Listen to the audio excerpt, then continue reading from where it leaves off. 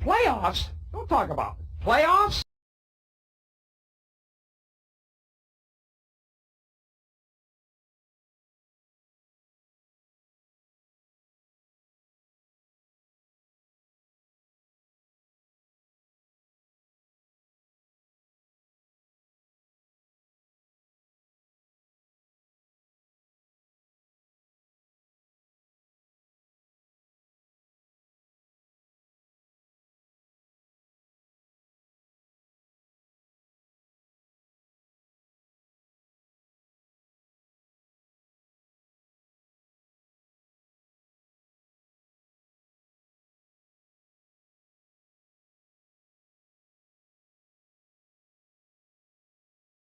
In for those final four if it was to end right now based off of points, which, as you can see right there, is not a secured spot by no means for any of those three drivers. And of course, all the ones that are just in white are the ones that are currently out.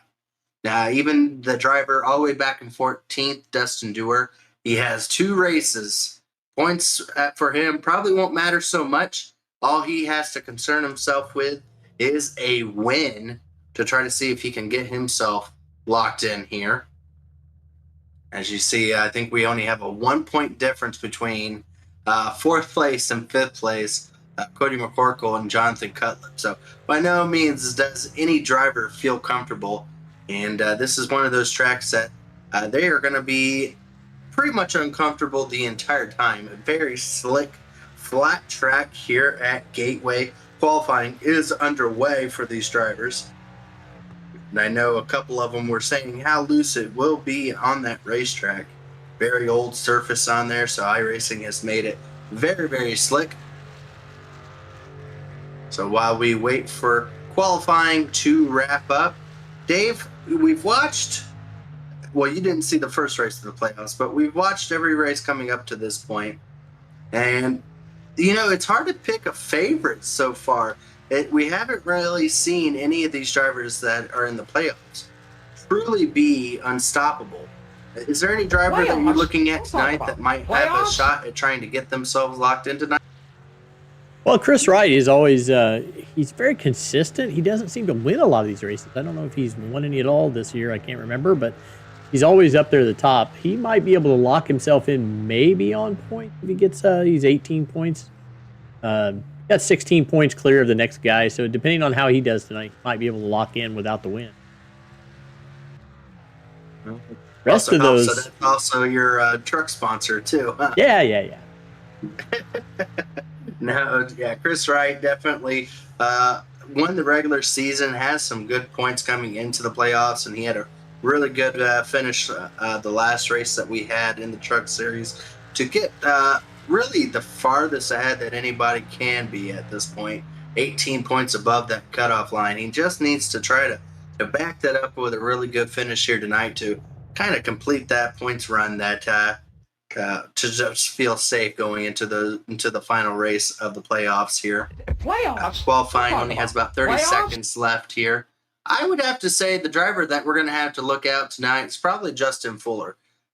Circumstances, you weren't with me. We had Nick Massey who filled in for you there, Dave. But last week we saw Justin Fuller pretty much dominate that last race, and then circumstances ended up wrecking him at the very end with about 6 or 7 laps left to go in the event, and denied him that ability to be able to get that win. And I feel like he's going to come back tonight and have a little bit of revenge tour to his name. Qualifying just has wrapped up, and we're going to go through the field here.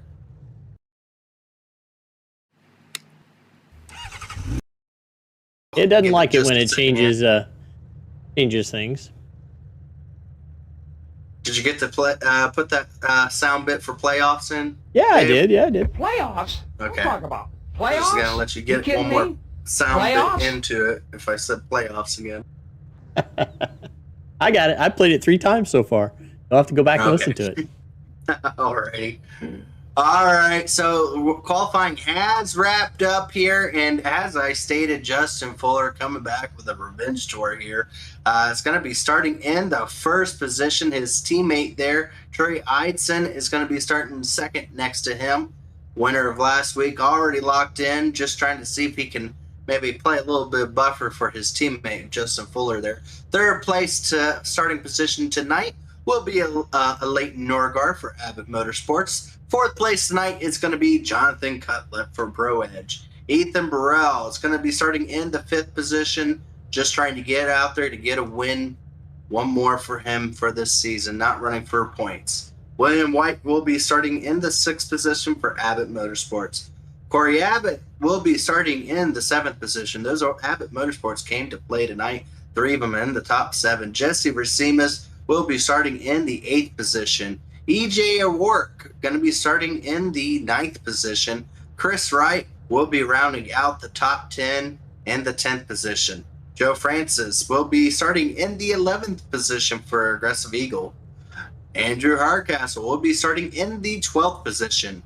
Justin Wadsworth will be starting in the 13th position, and Brent Jones will be starting in the 14th position. Jeff Ryan will be starting in the 15th position. Dustin Dewar will be starting 16th. Jeff Green will be rolling out in the 17th position. Frank Fody, 18th. Cody McCorkle is going to be starting in the 9th position. Robert Hill will be starting in the 20th. Sam Batwell will be rolling out in the 21st. Randy Canadal will be starting in the 22nd position. Ryan, I don't think Ryan's actually racing. I think he's race control. So 24th position, I believe, is the final starter here. Jay Connor in the 24th position. Is that our last one? Actually, I think we have 2 more. I believe 25th position is going to be Joshua Freed, and 26th will be Jaden Racines. Joe Francis is going to get an EOL. I don't see a playoff banner on the regular banner, but I don't see a playoff banner. He'll have 125 laps to try to see if he can get back up to the front. Pace car lights are off. We will be going green this time by. There we go. Perfect. Trying to do too many things at once there, sorry. That's all righty. Well, we're ready to get started for another race in the playoffs, where the racing gets good and the good get racing. We are green flag at Gateway. Will we lock in another driver tonight? Looks like the 55 of Fuller gets a really good run. He's going to try to see if he can slide up there. The inside lane gets a good run in turns 1 and 2 at this racetrack, at least for the turns 1 and 2. But in turns 3 and 4, where they're going into now, everyone's going to try to see if they can slide down right there on that white line, get as low as possible. So you see right there, everyone's going to be trying to get down there, and then very quickly they go already complete a lap, and they go back into turns 1 and 2, where the outside is the preferred line. So it's very difficult to make a pass, if you can believe it or not, when the preferred line switches like that. Oh, we got a spin in the back. We got about 4 or 5 cars around. I think the 10 to 70 around there. Jesse Racines, one of our playoff drivers, got spun around. Dustin Dewar, I think, got spun around there. Take a look at what we can find here. Go on the Mark Racines replay machine. So we're going to see what happened here. Is I think the number 10 and the 70 were the ones involved in this, at least started it. Oh, a check up there, and then just one beat up after another. 70 is around, and then the 10 with pretty much nowhere to go there, right into the side of them. See everyone ducking down low, try to get out of the way, and I think more collisions occurred from that. A tally on the 21, Corey Abbott. Go back and ride with him again on this. That's pretty tough. He wouldn't have known they would have checked up that much. Right in front of Chris Wright there.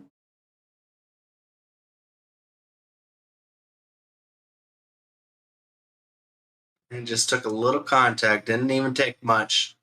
And around goes to 70. Now, luckily for Racimus there, he didn't really make any hard contact. I didn't really see anyone make hard contact. So I think he should be okay, but he's going to be very quickly deep in the field after that. Got a few people decided to come in here and pit. Jeff Ryan, Dustin Durer, Jaden Racimus, Randy Knadel, Jake Hayner, and Josh Freed have come down pit Pretty lane. much all the ones that were involved at some point in that wreck, either with some fender damage or something as such. You see, looks like they're getting some repairs done.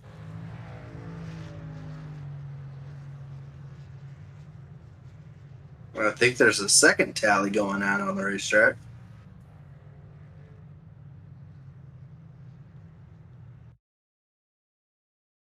See exactly where that is. 27 truck there on the outside.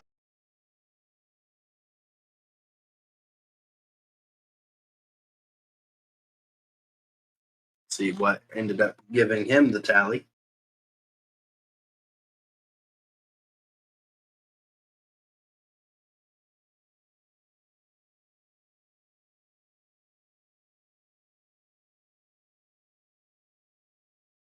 Oh boy, that was pretty good contact. Actually some hard contact. Yeah, that's some pretty hard contact there. That's what sent Dustin Durer around.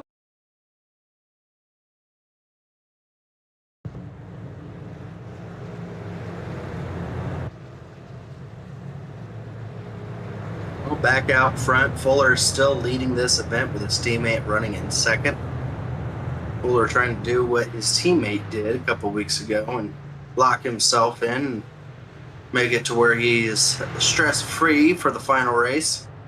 He quickly went from last week being the heavy hitter, leading the majority of the race, almost the entire race, and then on just the final few laps of it, with all the racing and strategy playing out, ended up with a wrecked race car, and now he found himself a little farther back in the points than he would probably like to.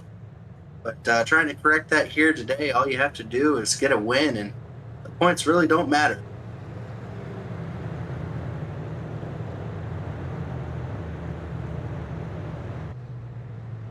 Looks like the pace car lights will be off this time, and we'll be going back green next time by. So do you have it under good authority that Trey Eidson is Justin Fuller's teammate? They pretty much talked about it for the last race. Okay, I can change that. I still have show him as independent, but I can show him his aftermath.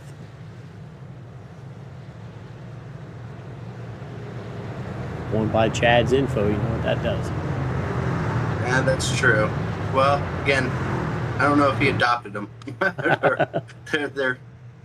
I'm going by what they said. I didn't run a blood test on them. But we believe they're in the same camp. It is now changed. I'll let it be known. So they'll be lined up once again. 25 trucks started this event. All of them are continued on the racetrack, so no one was taken out in that event.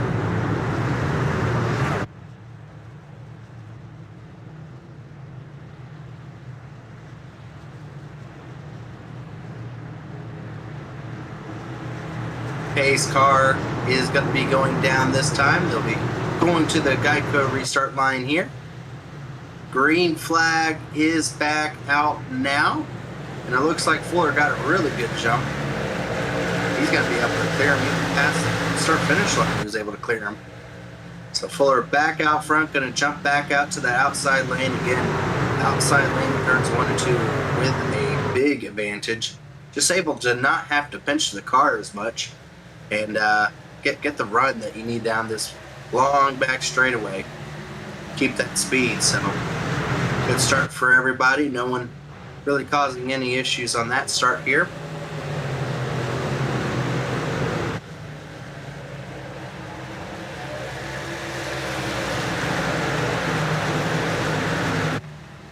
Yeah, with how long the cautions are at this track, they're a little longer than what we're used to. And some of the other tracks, iRacing has kind of shortened how fast cautions times are taking place. It always seems Gateway has a longer caution period than about any other track. So we're hoping that we'll go green here, because very quickly cautions causes the race to very much drag on, and kind of loses the chance for a lot of these drivers to be able to have an opportunity to race their way up there. Only 100 laps, they should realistically only have to pit one time. That would be more for tires than anything. 3 sets of tires is what they were allowed in the race, and I can tell you very quickly they are going to want tires. You will start to feel it on a flat track like this, where your tires are slipping and sliding, and you're trying to fight it to keep it into a certain groove. It definitely goes away on you very quickly here. I always found that in the first 5 or 10 laps of green flag racing, it is extremely difficult to make a maneuver on anybody, just for the mere fact that they have to mess up for you to be able to have the preferred line. Now, once the tires start to go away, that's when we're going to start seeing some good passing being made by some of these drivers, from the ones that are able to keep the truck underneath them and have the grip to be able to make those passes. But for the first few laps on green flag, it is extremely difficult to be able to make that pass. And with these trucks that underpowered like they are, it's even that much so. Going really wide there. It looks like he was trying to get to the outside of the 22 of Hardcastle there. Still side by side. They've been side by side for a little over a lap. I think the last time by may have scratched the wall just a little bit coming out of turn 4. Still side by side. 22 is going to have the preferred spot there, and now is able to clear himself. So now Hardcastle able to get into that 9th position.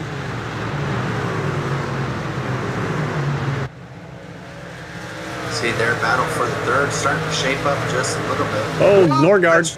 Truck. Alec Norgard almost went into the grass, and that would have spelled trouble for him. He is going to lose a few positions there. I think he's going to slot himself back in the 7th spot now.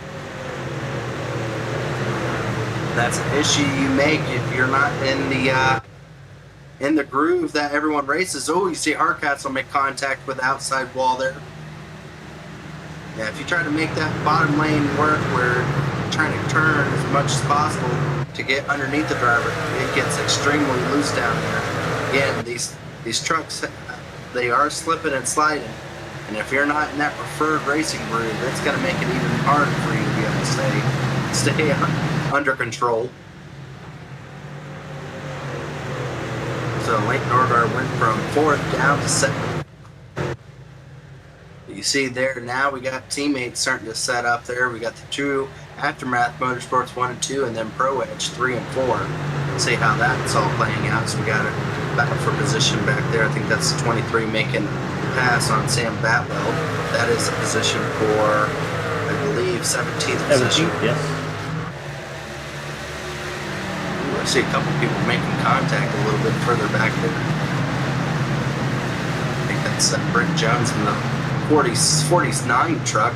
Beautiful green that he's got on for tonight.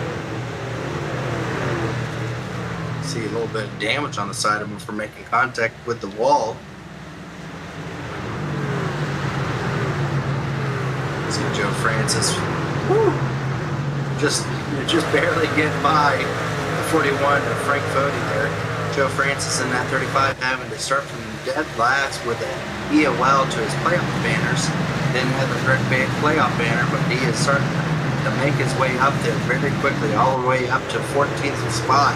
But he's got Frank Fody throwing it in there, trying to get that position back underneath him. That's a responsibility of the team owner, isn't it? When they make that kind of mistake. You know, I guess, maybe. Gerald is the team owner, by the way. Yeah, if you didn't know. I just wanted to make it harder for him. Make diamonds out of pressure, no? Right. We got a battle here. Looks like Chris Wright gonna have Leighton Norgard trying to see if he can get back underneath him, trying to make his way back up from the spots he had lost earlier. Oh, Leighton Norgard smacks the wall coming out of turn 4. Turn 4 seems to be the trouble spot. I've seen a few trucks making some contact, just going out a little bit too wide, sliding up there and smacking the wall. It's not just been a Leighton Norgard, it's been just about half the field. Oh, it looks like Frank Foti. Oh, that was Frank Foti and Joe Francis. Joe Francis made contact with the outside wall. That's not good. You see the 70 trying to make his way up from that contact at the very start of the race, trying to work his way back up there. Yeah, Joe Francis hit the wall pretty hard there. You have to wonder if that's damaged some of the steering, maybe, because he hit it hard enough that he bounced off of it. Able to have the preferred line though and keep the 70 behind him. Now he's got Frank Foti back in front of him.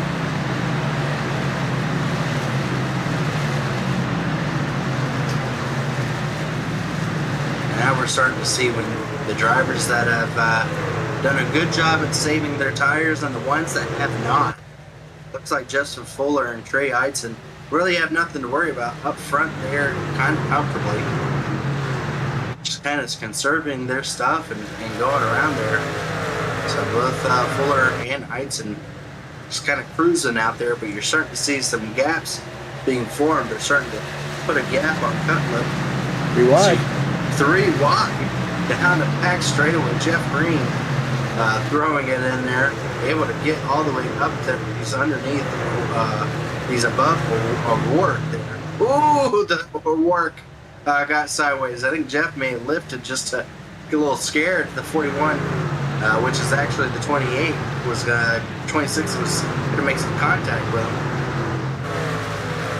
That puts O'Rourke back up there into, whoa, Jeff Green up into 9th. Yeah, these drivers, there are some drivers that are not comfortable with their trucks right now. The tires are starting to go away from some of them for sure. You see the 22 at Hardcastle, he is sliding back quite hard right now as he's already lost another position there. Oh, I see what we got. We got 2 41 trucks on the track. That was messing me up. EJ O'Rourke should be in the 26. Going in the Correct. That's why I said the 26 is I know. 41, which is the 26. I was trying to find it on my list, and I kept pulling up the wrong person. I'll tell you, one person that you don't want to be tonight is that wall, the wall on the exit of these corners, because they're getting pounded here, and they're just getting hit from the sides and the back ends of most of these trucks. See there, looks like Joe Francis now dropping or popping into the outside of Frank Foti there. Oh, they're getting really confused. Foti's fighting hard against Joe Francis. They're not giving each other any. Oh man, Joe Francis pops the wall again. A feeling that Joe is not too pleased with a hard racing Frank Foti here tonight.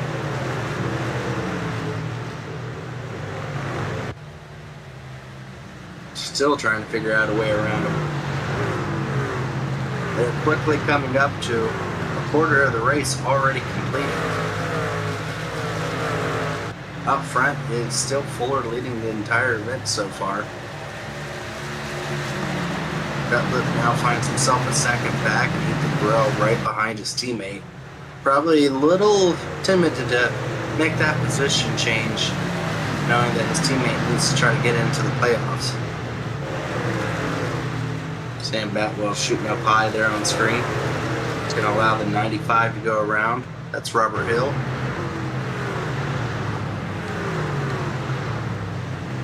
It's back in the 20th position that these drivers are battling with, almost going 3 wide, going into turn number 1. Robert Hill still. Robert Hill getting sideways. You have to treat the gas pedal like a sponge. just gotta, can't stomp on it. See now it looks like Robert Hill able to get by Sam Batwell, trying to keep the 25 behind him of Joshua Freed.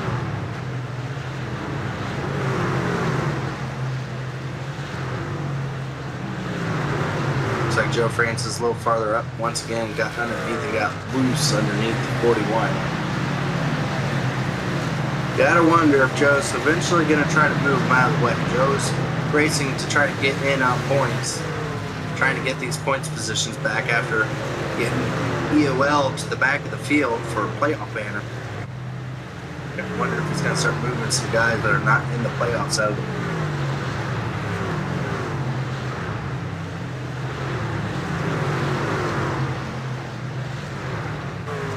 Seeing some trucks in front of him start to struggle. One of those is absolutely the 22. Wow. He almost overcorrected it into that outside wall. That came very close. That's going to allow the 41 truck to try to get underneath Hardcastle here. Looks like he might actually be able to make the completed pass. Coming out of turn 4, it does do so. Joe Francis. Oh, I thought he was going into the outside wall. You know, you'd think Joe Francis would be really good here with how loose it is, because he won at the dirt track. But I think he feels more comfortable at the dirt track than he did here. Because he is all over the place, lost a position, and then someone disappeared. Blinked. Yeah, disappeared. Now he's back. That's the 23, Jake Connor there. Boy, Hardcastle's is not enjoying his ride right now. This might actually, this might hurt Joe Francis. He's stuck on that bottom lane there. They're almost 3 wide. They are 3 wide. Joe Francis is giving him room. They both got around Hardcastle, but I think Joe's going to lose his spot here to Jesse Racines in the second truck.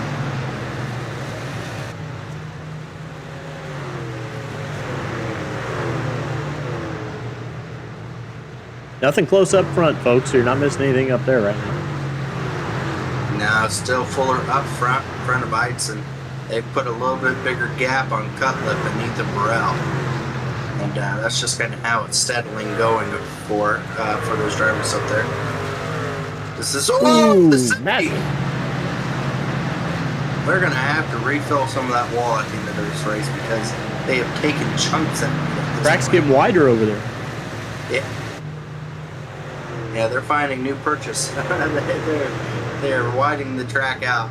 As you see, it looks like a spot being made here. It looks like Jake Connor's going to try to go around the outside of the 41 there. Frank Cody trying to keep him back, but it's going to not have the preferred spot now going in turns 1 and 2. It's going to lose that over to the 23 and cuts right in front of the 70, and the 22 goes out to no man's land.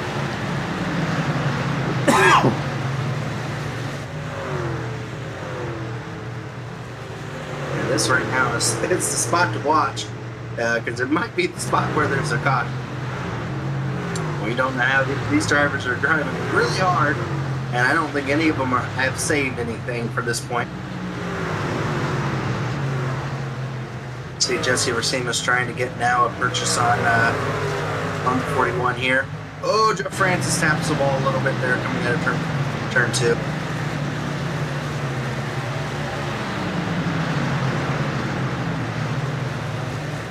Good battling here between the 70 and the 41 and 70, trying to see if he can do the old wide turn in and cut underneath coming out of the turn, and unable to do so there. Going to be right on the back bumper of the 41 going into turn number 1.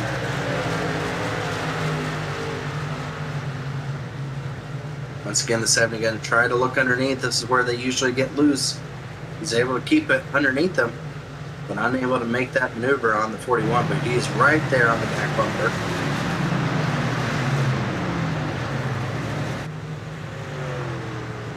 This time around, the 70 goes real wide. I don't think he meant to make it that wide as he's loose coming out of the turn.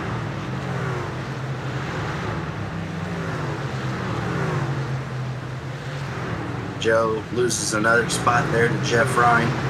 Jeff Ryan in the 10 able to make that spot up over him. They're coming up on a very struggling 27 truck a lap down in front of them. Wisely lets them by.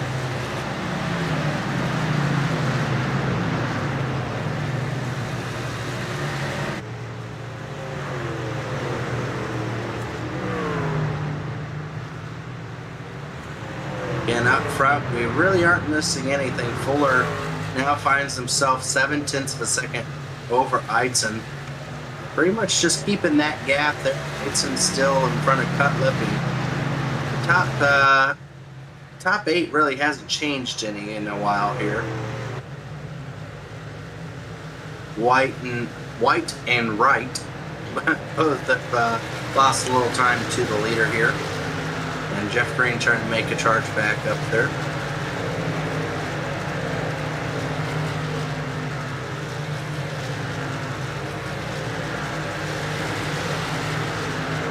And right now they're all just trying to keep the truck underneath them, keeping themselves within shot in case if anything changes up front, they can make the maneuver. See a Leighton Norgard running in the 8th position there. Jeff Green works his way up into the 9th. He started all the way back in 17. Corey Abbott with that racing tally against him now just gets around EJ O'Rourke just a lap ago. Able to get himself, so EJ finds himself in the 11th, and then Cody McCorkle has fallen back to the 12th position.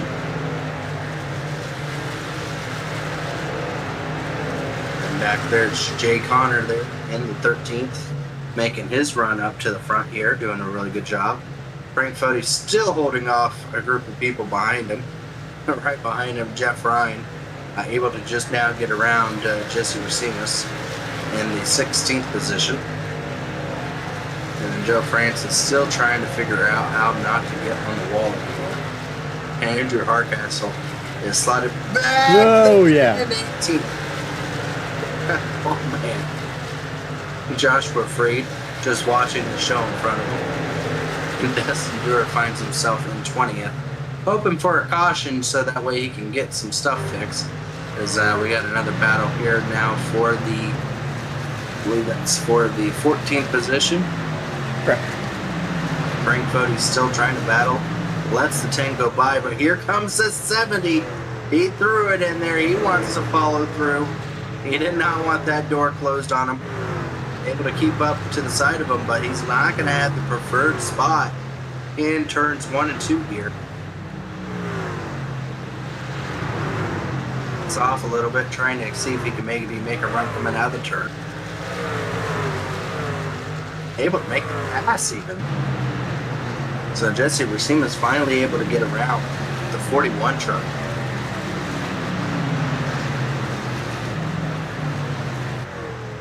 As we are coming to 40 laps to go in this event. Almost halfway already. Really strung out ahead of this, so most of the gaps are half a second or better. A couple of 2-second gaps even up. And that's very, very common here, Dave, at the Gateway. It's, like I said, it's very much a tire-saving kind of track, and it gets spread out very quickly here. Now, the one thing that will change all of that is if a yellow comes out, because once the drivers know how difficult it is to pass, and you staying behind a driver that's holding you up for 5 or 10 laps is a bigger deal when the next guy ends up being 2 seconds in front, and you know how hard it is to get back up there. So you see after cautions, it tends to be very chaotic because everyone decides they need to make those passes ASAP, and that's however means necessary, and it usually tends to make more yellow. So all it takes is one yellow to kind of set these guys up and cause a bigger situation here, which with how sideways some of these guys are coming out of the turns here may not be too far away. Now some of them are going to be starting to think, do they want to make an early pit stop in case it does go green, so you can have the jump and get out of these tires as quickly as possible? So I'm sure we're going to start seeing people in about 3 or 4 laps start contemplating on taking an early set of tires here.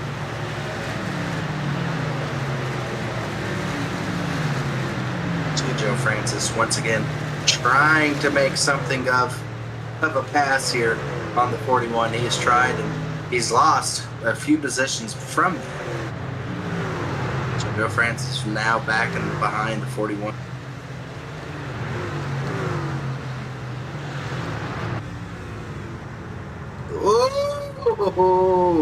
Oh, Give him a Joe, little tap. he is getting frustrated. I can tell he is getting very, very frustrated with Joe, or with Frank Cody here. He is about to lose his cool, as you would say. He has lost a few positions, and he knows he's this point right here. This is how it finishes, and a must win next week. See a pass now for the 12th position there. Jay Connor around Cody McCorkle. See how far though it is to the next guy in front of him. Quite a distance.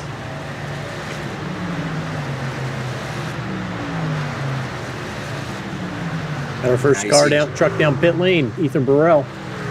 About right when I said it was. It looks like Ethan Burrell is going to slide himself first coming down pit road, see if he can maybe jump those guys in front of him. Which all it will take is a few laps with how big the tire advantage is. I mean, right now they're running over 2 seconds slower than what they did in qualifying. So as you can imagine, 2 seconds. It's only going to take a couple laps for him to take over the lead once those other guys decide to pit. Probably what Fuller and Eitzen are going to do. They're not too worried about this. They are fairly confident in their speed, so I don't believe they're going to pit until maybe just a little after halfway before those two drivers pit. Cutlip is actually caught up to Eitzen. He is not far from Eitzen. So Eitzen not able to do as good of a job as his teammate on saving. And is now starting to look at his rearview mirror, seeing that 11 truck, wanting to make that spot at the bottom. Oh wow, you see how much the 70 is unable to hold the line as well as the 11. It's sliding a little bit everywhere on the racetrack.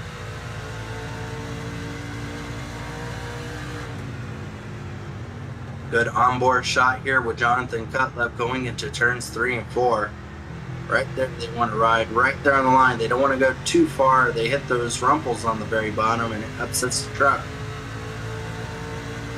Jonathan Cutlip looks like he still has a fairly decent handling vehicle, so Cutlip will probably try to figure out when Fuller's going down pit road and maybe follow him.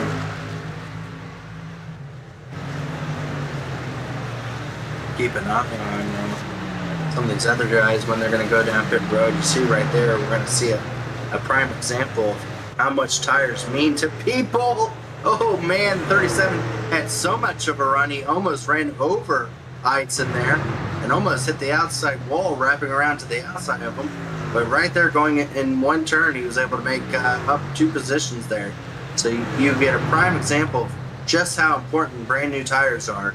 As some others are starting to come down pit road. Another playoff driver there of the 19, Justin Wadsworth. He was running in the top 8 position.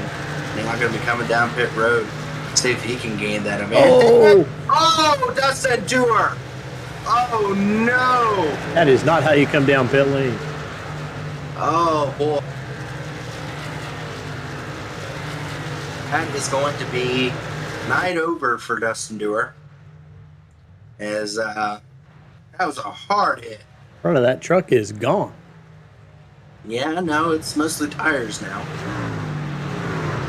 He took a couple tires for the road. See here, brand new tires starting to catch up to unlap themselves on Fuller. Eitzen still holding off Cutlip.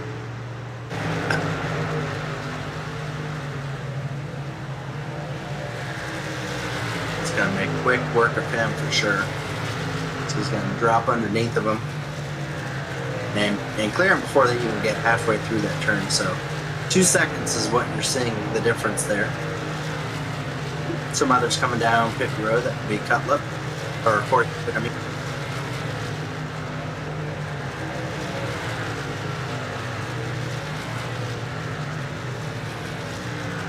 Jeff Ryan also coming down. Ken truck. Beautiful looking truck there. We're coming down, get some tires. He was battling with some with the 70 there, so trying to maybe make some difference up there with it.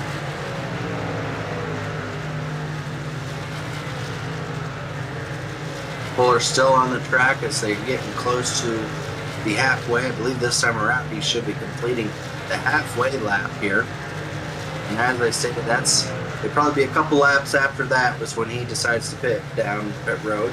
Joe Francis now coming down pit road, and I would hate to see what his tires look like after sliding them and hitting the wall as many times as he did.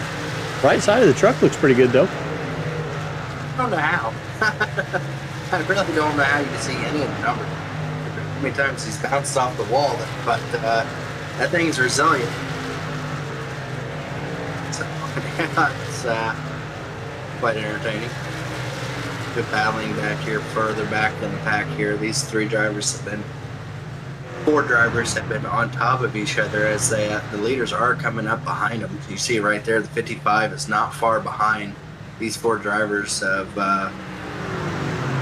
Brent Jones there and Robert Hill, Sam Batwell, and the one, Jaden Racinas.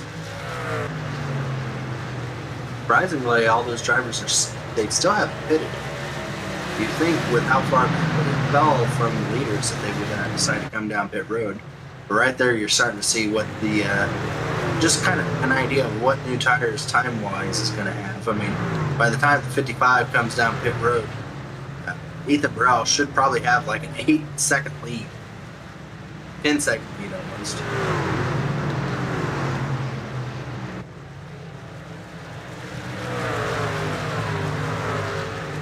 A few other trucks coming down pit road as well. Looks like the two Cody McCorkle has come and went, gotten his tires. Now here comes some other drivers back further in the pack. Randy Canado.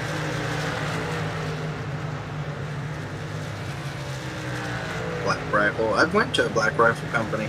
Good coffee.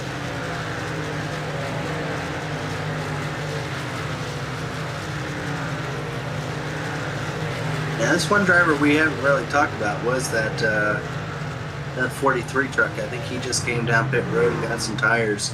And it's going to be out there. William White has had a really good run, as well as Jeff Green there. Jeff Green started catching up to Chris Wright. He's not far behind. So Jeff Green, on the long run, has been making some good strides, but he finds himself 10 seconds back from Justin Fuller, who is still out on track. And we missed it, and I apologize we missed it, but it looks like Jonathan Cutlip has finally gotten around Trey Heitson for the lead, or for the second place, and is now going to have clear sights to his main competitor in the 55, who is under a lot of stress. Wow, the 55 of Fuller up at the front there got extremely loose there. He might be coming down pit road in the next couple laps, but he is under a lot of stress trying to get past some lap cars. He's 3 wide up at the front now. Fuller, oh man, Fuller's getting really hectic out there. Some lap cars are trying to unlap themselves as he's trying to lap slower traffic, and it has turned into a little bit of a mess for Fuller. He's not in the best spot. It's Robert Hill drops down in front of him a little bit. You see Fuller starting to get loose here.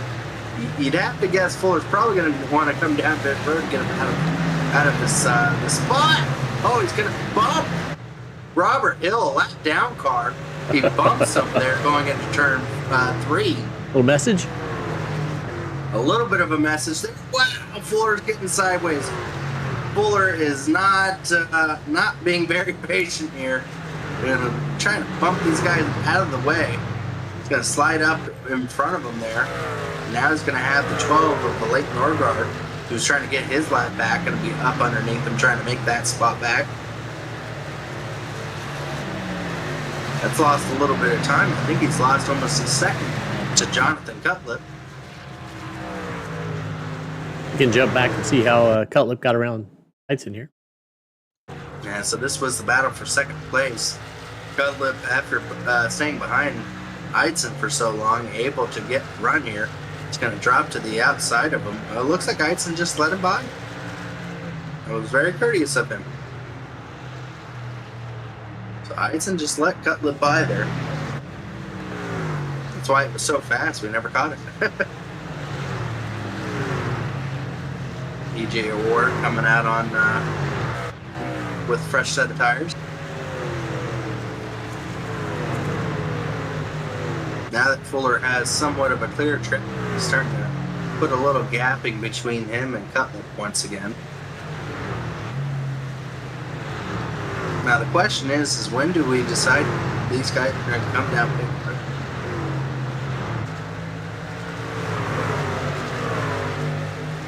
It's already lap 60, so there's only 40 laps left in the event. And the question is, I mean, when do you decide to come down pit road? I mean, Ethan Burrell's already found himself back up into the 5th position, and he's going to have a big lead over Fuller. It's going to take Fuller quite a while before he gets Fuller's back in. up. Yeah, Fuller finally coming in, as well as Heitzen, both of them coming down pit road, but Cutlip stays in. Now that's interesting. Even Chris Wright has decided to come down pit road. So the last driver on the track is going to be the 11 truck. I think he's just said he's coming down pit road now. So I have to keep an eye on, as you see there, Cutlip is coming down pit road. Ethan Burrell is going to take over the lead, but the question will be, how far back will Fuller be from Ethan Burrell there?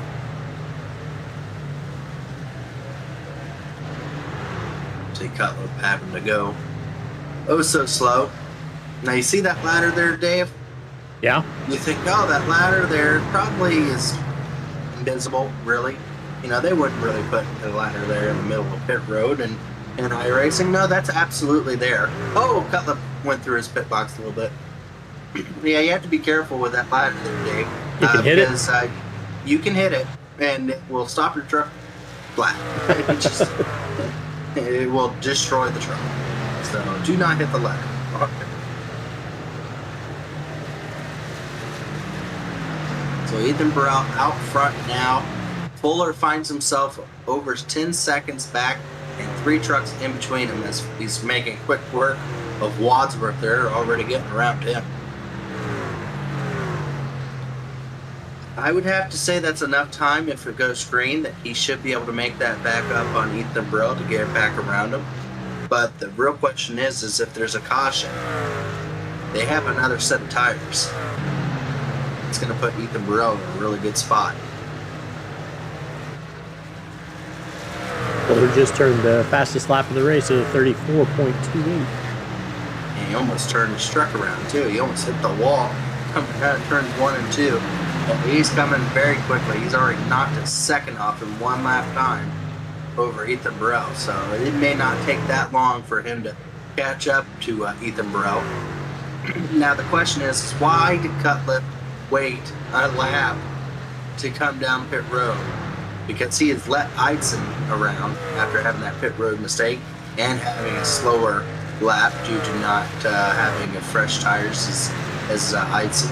So all that trouble Cutlip went to trying to get around Heitzen has Heitzen back in front of Cutlip.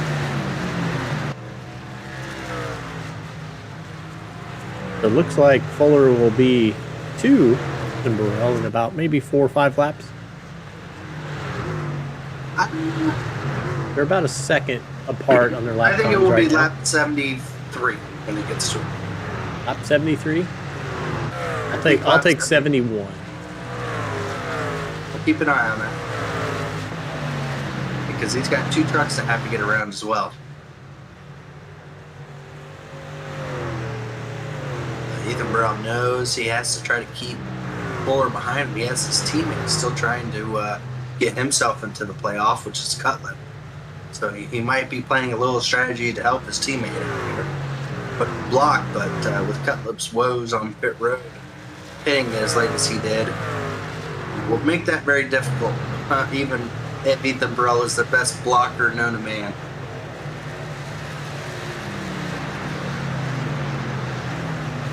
And as I was saying, William White, didn't talk about him a lot today, running there in the second position, having a fantastic race here tonight. Absolutely fantastic.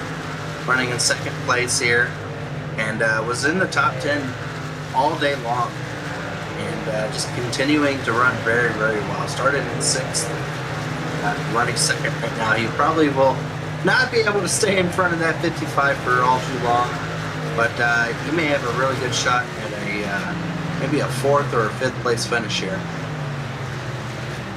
2:30 a.m. his time. Yeah.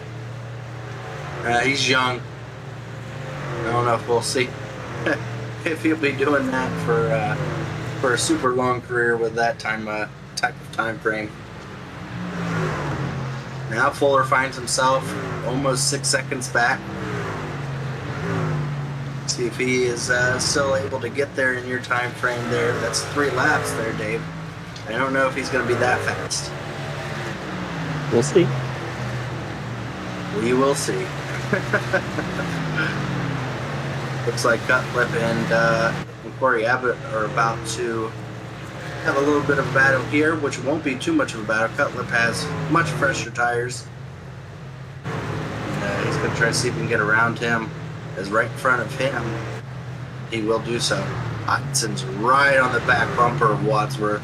I think he gave him a little bit of a bump in turns 3 and 4. Gonna duck underneath and throw it in there and clear himself of that 19 truck.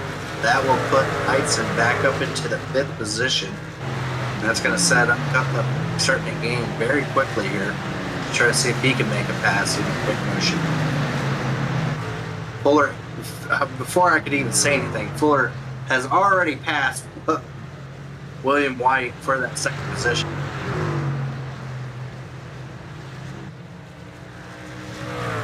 We're on lap 70 and he's still 4 seconds back. I think my lap 70, what I say 73 is probably not even good enough. They may take longer than that. Well, after the very first caution in the early stage of this race, it's been green flag from here on out. Very clean on the track, even with drivers having as tough of conditions that they've had.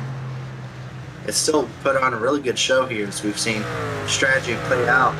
And these drivers starting to try to battle their way through the field here.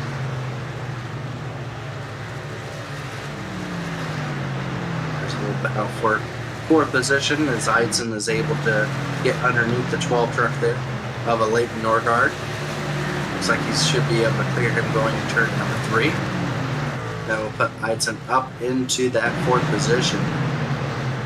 See a battle there with Cody McCorkle there in the 10 there. That's a battle for the 13th position. Jeff Ryan able to get around Cody McCorkle.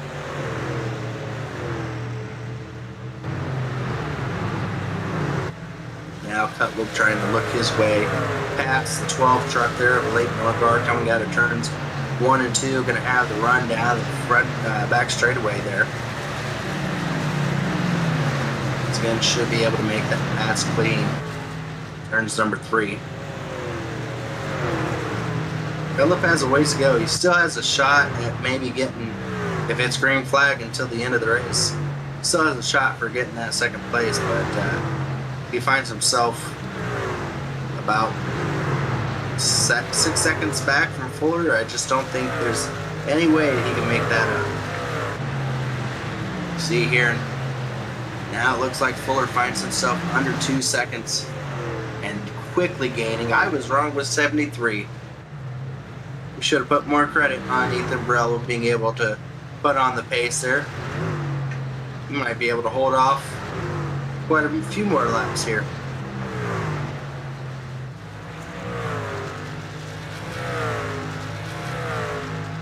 See the time differential a little over 6/10, 7/10. That'll be 76, 77. Somewhere in there. But again, catching him and passing him might be 2 different things. Ethan Burrell might put a little bit of a block here. And Justin Fuller, the speed differential falls off the longer you go. Yeah, but I was watching the times. It's pretty steady decreasing in speed over the entire run. So as much as Fuller's dropping off, so is Ethan Burrell as well. Yeah, she's only 0.5 faster that time. You can see it's coming down. He's got shot now, is what you're saying. I don't think he does. It's just taking a little longer. Yeah, I don't think it's gonna make too much of a difference here. Oh, he's zigzagging. He's zigzagging. There you go. Don't want him to get the draft. Got his zigzag. Either we're all gonna try to do everything here, but I don't know if there's any way he can stop this from happening. Now looking underneath for the lead here. Fuller looks to try to take the lead back and will do so into turns number 3. So lap 75. 75 is what it was. I was 2 off, Dave. Lap 75, Fuller finds himself back up front here. That battle for third is going to be shaping up here as looks like Hudson able to get it over White. Cutlip not far behind, trying to make that pass as well. Driver trying to make his way back up to the front after a later pit stop is Chris Wright, one of the later ones. Already got around Jeff Green, now EJ O'Rourke, and now finds himself in the 9th position with a few other trucks in front of him that are much slower than his pace. So Chris Wright looks to have a good shot at being able to get back up there here before too long.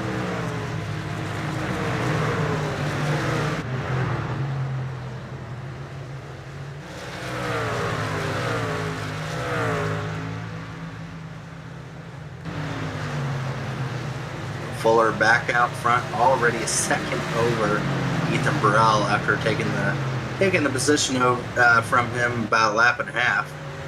And it looks like back there, and Chris Wright it's going to go 3 wide back there. Chris Wright does. He went around Abbott backed out a little bit while lapping the 47 of Sam Battle. So that's a battle for position there. 42 gets it over the 21 there. Able to put himself back up into the 8th. A little bit of a traffic jam here with lap down cars and cars battling for a top 10.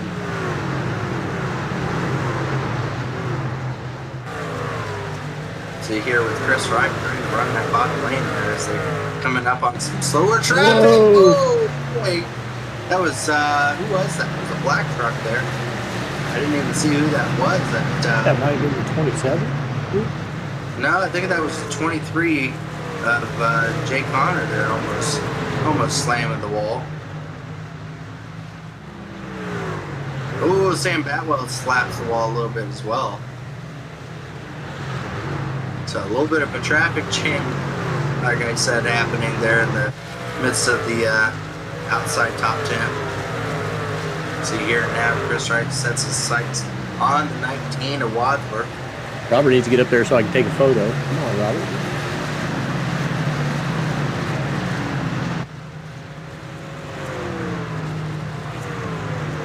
Guess I should have taken it earlier. Should have taken it earlier. You'll have to go back for it. You're battling there. Another battle starting to take shape is that 3rd position for between Heitzen and Cutler. It has been steadily going down time-wise, and I do believe he's going to have a shot at him. Not too far of a time frame here. So Cutlip is going to try to make one more run on the 77, see if he can be able to get that third or eventually 2nd place position from him.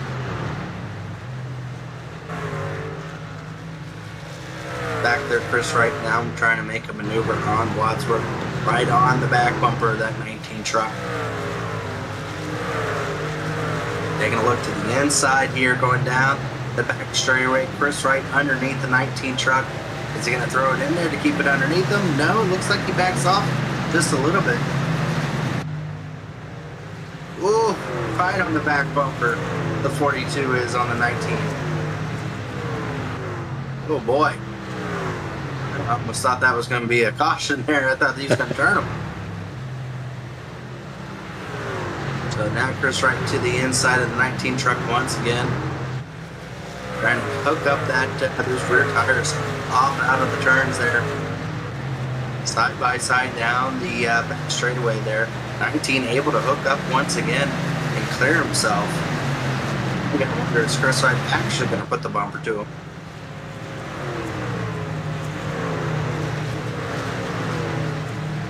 Oh, he did. He gave him a little bit of a bump. 19's going to relinquish that spot to the 42. So a little bump from the 42 coming out of the turn. Got the 19 a little sideways. 42 able to clear himself now down the back straightaway. 41 trying to follow him through that.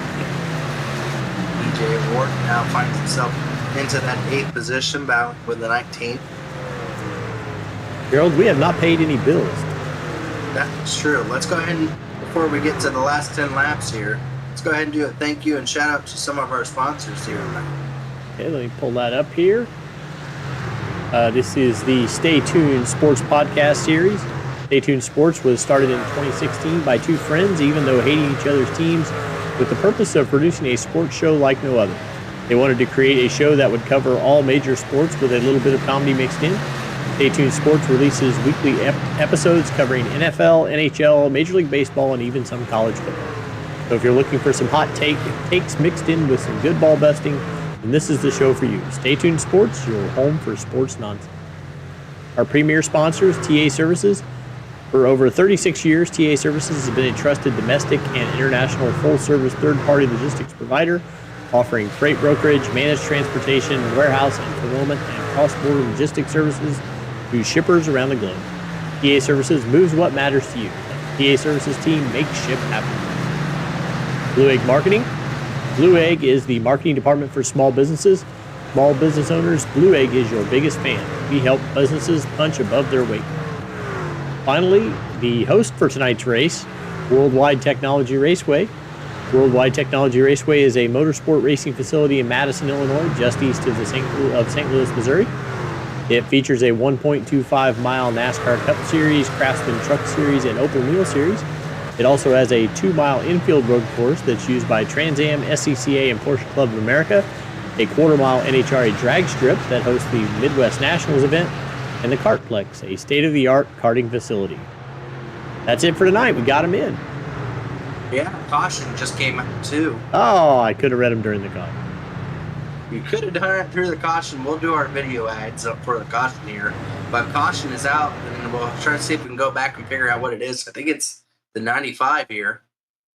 Robert's trying to give us a yellow so we could do the reads. I appreciate Robert as a producer.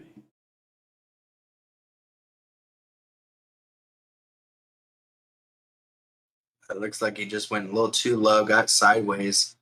We've seen drivers get to that point, and the wall stopped him, but he was a little too low for that to happen. Oh, 21 around him. Yeah, Corey Abbott able to avoid it, and so does everybody else somehow. Inches was all it took for some of them to get by, but it looks like we're going to have everybody coming down pit road. As, that really helped Ethan Burrell. He was back and forth when the whole pit stop exchange was happening. He was about to start losing positions there, and he's going to have a second place. He's going to have a shot. We'll see how they do coming out of pit road, and then we'll go to our commercial here. Ethan Burrell, I think he took 2 tires. He does. Chris Wright took 2 tires, and Chris Wright takes 2 tires, but Chris Wright's going to end up in 3rd, unable to get around the 55. So looks like 2 drivers came down to get some 2-tire strategy calls there. So it will be Ethan Burrell, Fuller, Chris Wright, Eidson, and Cutlip coming out of pit road, and I think we're setting up for a really good battle here. Remember when I said all it takes is a caution for it to really jumble up everything? Well, we're about to see that right now. But we're going to go ahead and go over to our commercial break here. We'll be back for the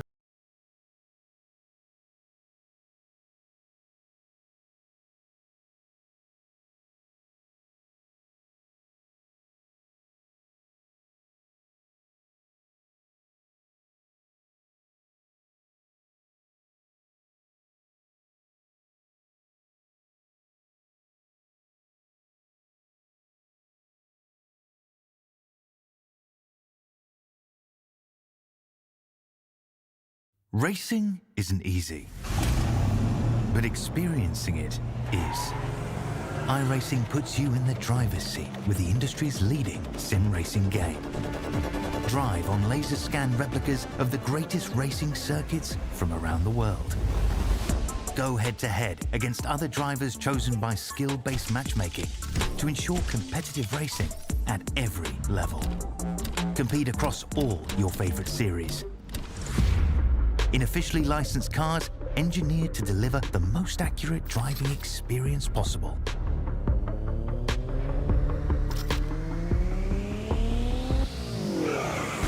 Join a race or host your own with players from across the globe.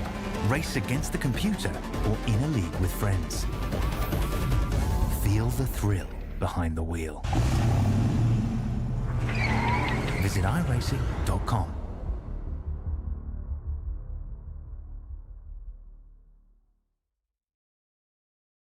And we're back as we're going to go through the field a little bit of our top 10 just to give an idea of how important some of these positions are. Up front here on 2 tires, Ethan Burrell's going to try to play upset or maybe block a little bit for his teammate back there. Fuller's going to be starting in the 2nd position there, having flashbacks of last week of dominance and doing the same tonight. See if he can be able to capitalize there. Chris Wright also on 2 tires with the points lead, trying to get into with a win here. Eidson able to come out in the 4th position, going to try to follow his teammate there in the 55 on the outside. Starting in the 5th position, Jonathan Cutlip trying to get up there to see if he can race with his teammate for the lead. William White having a really good run. It's going to be having a good run here as well in the 6th position. And in the 7th position, it's going to be a Leighton Norgard. He's going to be starting 7th here in this restart. On the 8th outside of him, it's going to be EJ O'Rourke in the 7th position. Jeff Green in 9th, or Wadsworth in 9th, and Jeff Green in 10th. All right, we're going to go back up front here as the pace car lights are off. It's going to be 10 laps, coming to 9 laps to go in this event. Again, one of these drivers, Martin Brad, is able to get a win. They are locked in, so any of those drivers in red or blue are the ones that are trying desperately to get themselves locked in on points. As here they come to the restart line, and it's going to be green flag, and they're underway once again. The 55 checks up. Oh, the 42 almost checks up. 55 had to check up a little bit. I think he misjudged and almost overtook the 37. That would have been a penalty against him, but able to check up there and allow himself to fall in right behind the 37. Now he's going to try to see if he can be able to work his way out with fresh tires and make that pass. See the 42 there, Chris Wright now trying to fall back. And wow, I didn't even see what happened there. 55 down the back straightaway, able to get past the 37. I did not 2 see tires what versus happened. 4 tires, I think. Down the back straightaway, I guess, is all it took for the 55 to be able to get past very quickly there. Now EJ Work gets past 2 tires. Not working out for these guys at all. As now looks like the 37 is going to almost go 3 wide. Oh, we're still 3 wide down that back straightaway. The 12, Leighton Norgard, got pushed by EJ Work and got sideways. Going to lose about 4 positions there. The 41 or 28 now throwing it in underneath Chris Wright there, trying to see if he can get that position. Oh, they're about to touch. Chris Wright still running on those 2 tires, is not in a very comfortable position. EJ Work trying to work his way into the top 5, not running in the playoffs, but trying to get a top 5 here. Playing the run, and we have a spin. Jeff Green around, gets spun out. I think it was by the 70 truck, and Jeff Green doesn't hit anything, but goes up in smoke from spinning. And that's going to be a heck of a call there for them to have to make. We'll see what happened here. Jeff Green on the outside of a 3 wide situation, goes into the turn, gets a little bit of a contact there, and then the 70 finishes him off. Looked like a racing situation to me. Unfortunate 3 wide, and Jeff Green was in the wrong spot.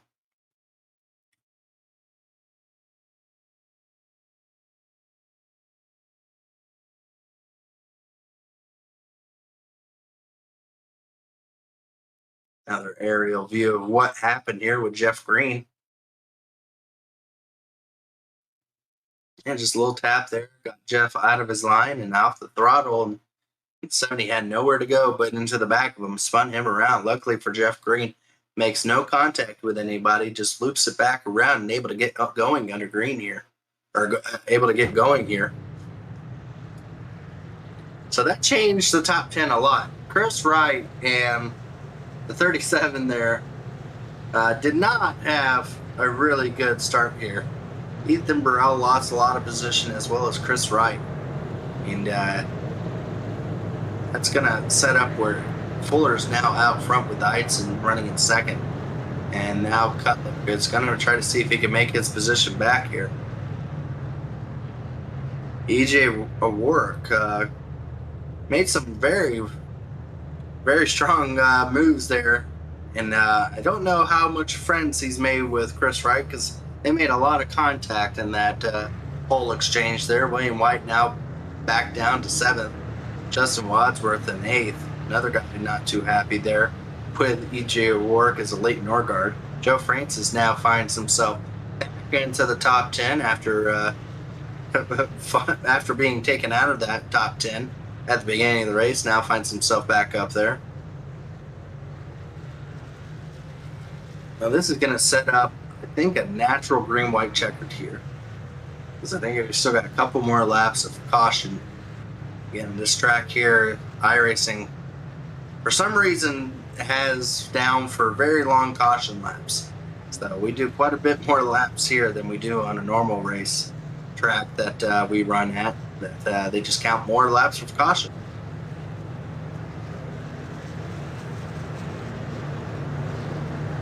Still 23 trucks on the lead lap. Only 2 trucks out. So quite a few positions could be lost if something goes wrong for any of those drivers up front there. So they have to be a little bit nervous and a little bit aware of the situation that there's still one more race where they could possibly make it in on points, but they can't do that if they end up back in 22nd, 23rd of a full field here. So next time around, I think the pace car lights will be off, and we'll be having a natural green-white checkered, which will not be one of our 3 green-white checkers that is standard. So could still see some chaos here before it's too late.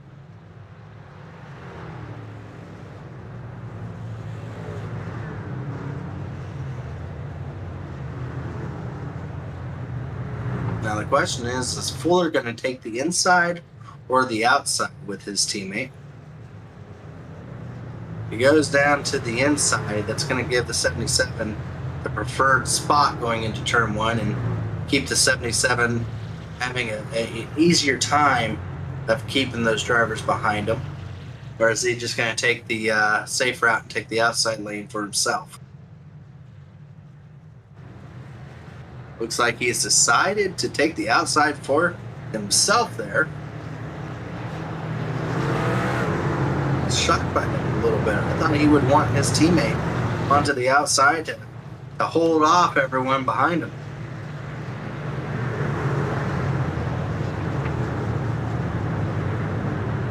Well, we're about to find out if they're able to get back around to the white flag, or if we're going to have some more laps to run here tonight.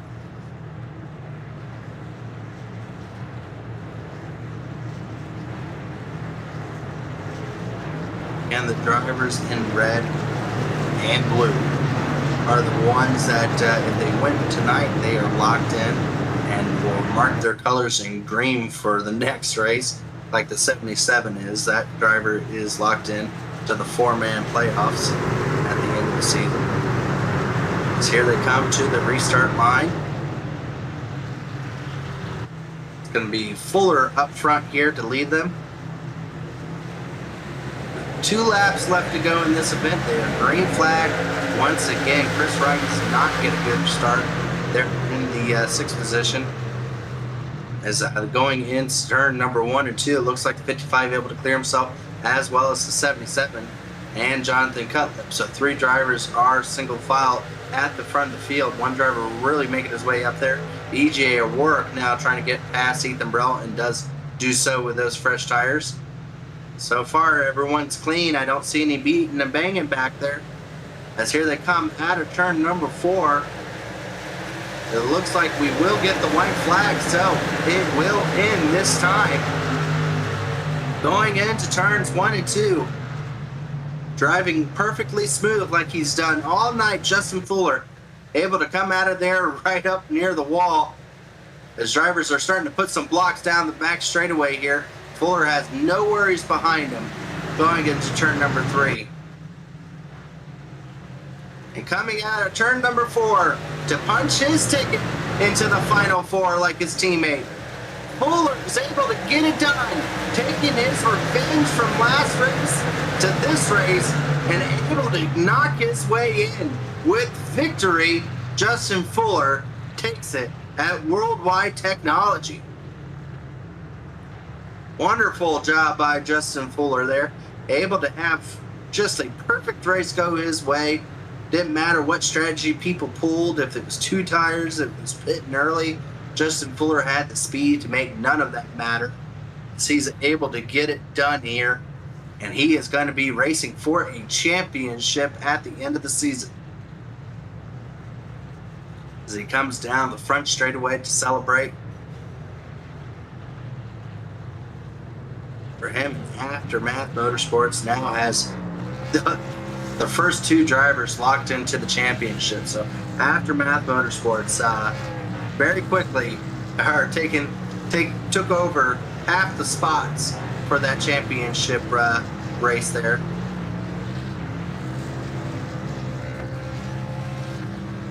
Well, let's go ahead and go through the field with our finishing order here. Okay.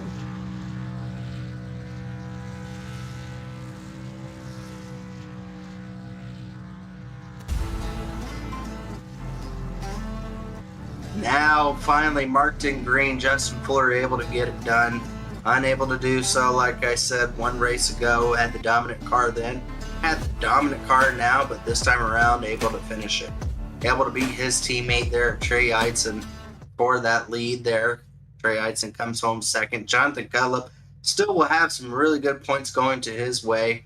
Able to finish in that 3rd position. EJ Warwick, the first driver not racing for points, able to get himself up into that 4th position. William White able to come home in a top 5, ran top 5 for a lot of the race, having a really good race here tonight. Ethan Burrell with his 2 tires drops back to that 6th position. Chris Wright with the points lead coming in tonight, able to still finish off with a good top 10 finish, gonna finish off in that 7th position. Justin Wadsworth will come home in the 8th position. Joe Francis, after driving from the back of the field, able to come home in the 9th position. And Luke Norgard slipping and sliding his way into that 10th position. Cody McCorkle will round himself into that 11th position here tonight. Jesse Racine is coming back from a spin in the very start of the race, able to come back to the 12th position, right in front of Jay Connor there in 13th position. Joshua Freed finishes off his night in the 14th position, right in front of Jeff Ryan in the 15th position. Frank Foti able to come home 16th tonight, and Corey Abbott, unfortunate for him, going to be farther back in the field, as well as Jeff Green in the 17th and 18th position. Both those drivers are not going to be too satisfied with their finishing spots. Brent Jones comes home in the 19th position tonight, and Robert Hill in 20th. Jaden Racimus will finish in the 21st position with Andrew Hardcastle. Didn't see what happened to him. He slid back there and just had not the handle he wanted tonight, I believe, finishing in the 22nd position. Sam Batwell will come home 23rd. Randy Canadal in 24th, and Dustin Dewar in 25th. And those were our drivers here tonight. 25 trucks in all. Well, let's go ahead and see if we can bring up some of these drivers in here tonight. See if we can talk to our 3rd place driver, Jonathan Cutlip here. Well, John, I don't know how much that sliding through the pit stop hurt you, or pitting 1 lap behind those guys. But as soon as you finally worked your way around Trey Eidson in that long green flag run, and then it put him right back in front of you, Was kind of that the point of opportunity taken away from you? You think? I really don't think so. It's just too close to call, but a lot of it was just him having fresher tires for a lap. That was huge. Obviously, sliding through my stall, and I didn't get that good of an entry, so it all plays a big part into it. But I don't really look at it as a huge loss, to be honest. It's just one spot. Well, again, a good third place finish though, and that you got to start now looking with one race to go. There's only two ways to really get yourself into the playoffs. One's with a victory, and one is with points. And we have two winners, so that only leaves two spots left for the playoffs here. Now I don't have the points in front of me, but I don't think you were that far behind going into this race from being able to get in on points. What's your aspect of how you got to approach this next race now, knowing that it's going to be difficult for either way to happen? Just gonna try to point our way in. I'm feeling pretty confident going into the next race that we can accomplish that. But if a win is in reach, definitely go for it. But it's not something that I'm gonna overextend myself and put myself into a bad spot to do. Absolutely. Well, we want to go ahead and let you do your thank yous and shout outs here tonight because once again, another really good top three finish. I think you had a good season last season. You made it into the final five. And this season, I feel like you're having just as good of a season, if not better, with all the top threes that you've been accumulating. Go ahead and give a thank you and shout out to all your teammates and sponsors here. I'd like to thank Proge Racing, Ethan, for giving me this chance. It's fun racing with him tonight. We were having a blast with him and our satellite teammate Chris Wright. You guys and Elite, Dave, Gerald get to look back and enjoy some of the moments through the race. Hopefully it was a good race for you guys. It was super tough to manage tires, but it was pretty fun to drive. But yeah, thank you. Thanks to you guys for putting this together. Absolutely. Again, congratulations on that third place. We'll be going into Richmond, where hopefully we'll get to talk to you again. If we do, I feel like if we're talking to you, that'd be a really good thing for your points wise to being able to get in. Yeah, hopefully we can do one spot better this time than last season. Absolutely. We'll see you then at Richmond. Good luck to you, and hopefully, like I said, we'll get to talk to you again. Thank you. You too. Let's go ahead and bring up our second place driver there, Trey Eidson. Our last race, we had him in here finishing first, and this night he is able to come home in second. A really good run for you and your team there, and you guys have locked up the first two spots here in the playoffs. I mean, that's exactly what you guys came in with the mindset to do. Wouldn't you say there, Trey? Yeah, it's just kind of reversed. I think if you asked Fuller and I, months ago, like, oh, he could probably win Vegas, which he probably should have. And historically, I'm really good here. But I was struggling tonight, so it's like we just kind of flipped victories. But yeah, it'll be good to go to Homestead and battle him. Really, everywhere we go, you got to race Fuller. He's super fast. But yeah, I don't really know what I was doing wrong tonight. I tried a few things with shifting and then different brake biases, different entry points. I mean, I was trying everything, and every now and then I would hit on some things that would kind of match Fuller's pace, but I just couldn't do it consistent enough. The very first run, I felt like I was he was getting loose off of two, and felt like I didn't drive the truck hard at all. So I was hoping to, running back down on the long run, but my right, trying to think what the tire wear was when he pitted. I think my right rear was just burnt. Just kind of both right sides were just torn off the thing. So I don't know if I was overdriving entry or just running the wrong line or what, but my right sides are chewed up compared to Fuller's. So that seems to be where him and Cutlip were kicking my butt on the long run. But I don't know. Probably would have finished third without the yellow. Probably should have ran third. I think Cutlip was probably the second best. But get a late yellow, survive all the two tires and restart stuff. I'll gladly take a second and head to Richmond. Is that right? Yes, Richmond is our next race, November 19th. Well, it's probably been a year or so since I've ran a truck around Richmond, so I don't really know what to expect there. But I guess it'll kind of be like, everywhere you go to, every time you go to Richmond, the tires, they fall way off. Oh yeah, Richmond's definitely a tire saving. So I'm guessing you're saying we'll probably see Fuller up there again with his tire saving strategy. Right. Yeah, he's from what gosh, like I said, it's been a while since I've raced Richmond, but from what I remember, he's pretty good there. So, um, who knows? It seems kind of what we expect. Sometimes we show up and the opposite thing happens, but we're both locked in, so I'm sure we'll, maybe if strategy opportunity presents itself to try something different with tire strategy to, you can risk it, try to steal a win. So that's the fun part of these. Well, I guess tonight and the next race. And then you kind of got to buckle down for Homestead. Absolutely. Well, again, congratulations for you and your team.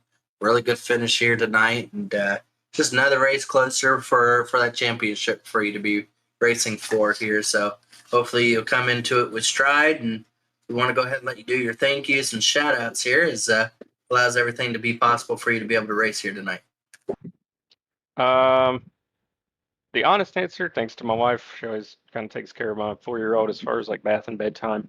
So it allows me to jump on here and go vroom vroom. Thanks to Fuller, EJ, Jeff Ryan, everybody that was part of the team and showed up tonight. And then all the admins and you guys broadcasting. So appreciate all the effort that goes into this. Absolutely. Again, congratulations to you. Hopefully we'll get to speak to you before the playoffs here, but if not, we'll definitely get a word with you before the playoff or the final race for the championship takes place. So if we don't get to speak to you again next week, we'll make sure to get to talk to you before that race comes along. All righty? Yes, sir. I'll be around. Appreciate it. Absolutely. That was our second place finisher here tonight, Trey Eitzen. And now we're going to bring up his teammate here, Justin Fuller.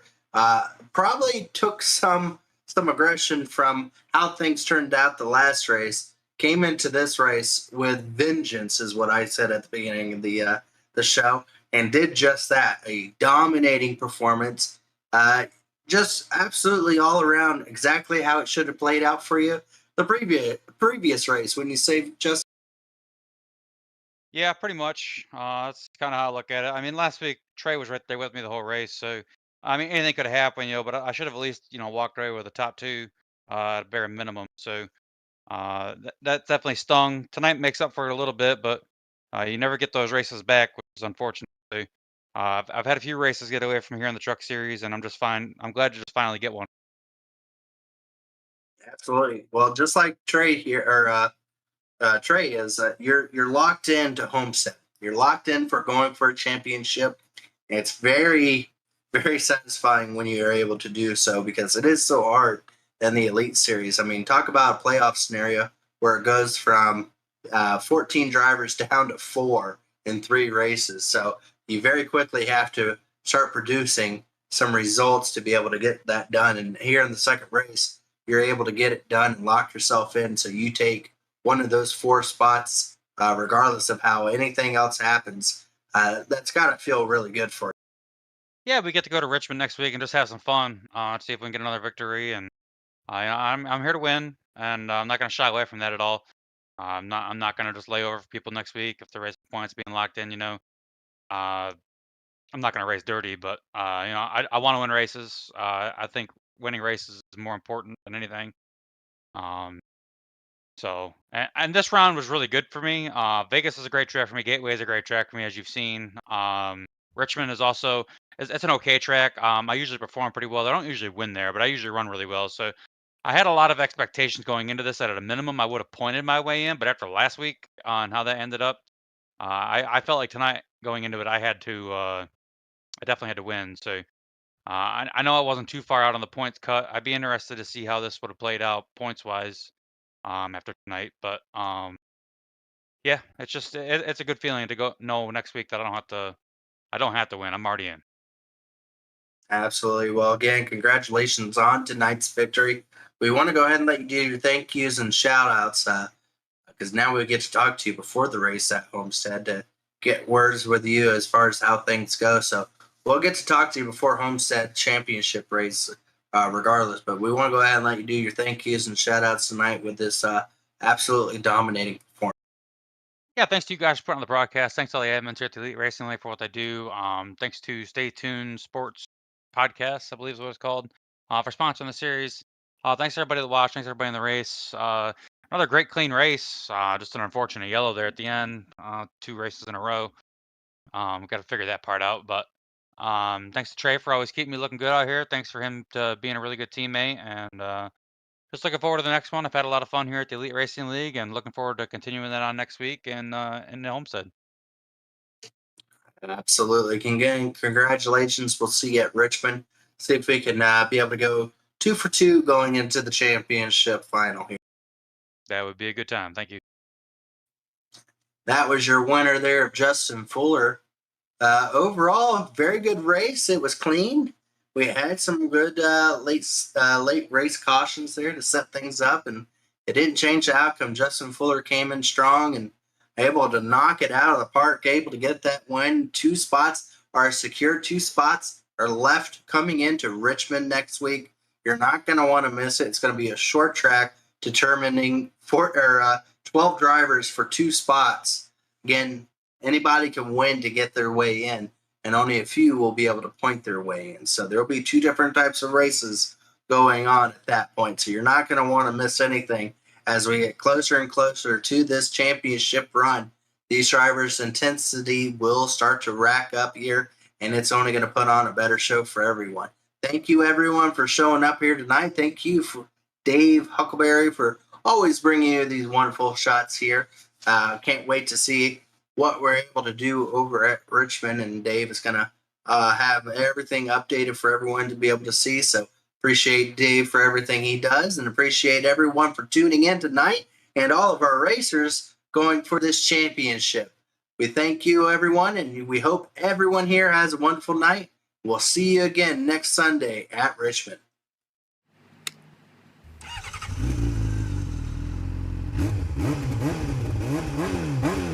Wow.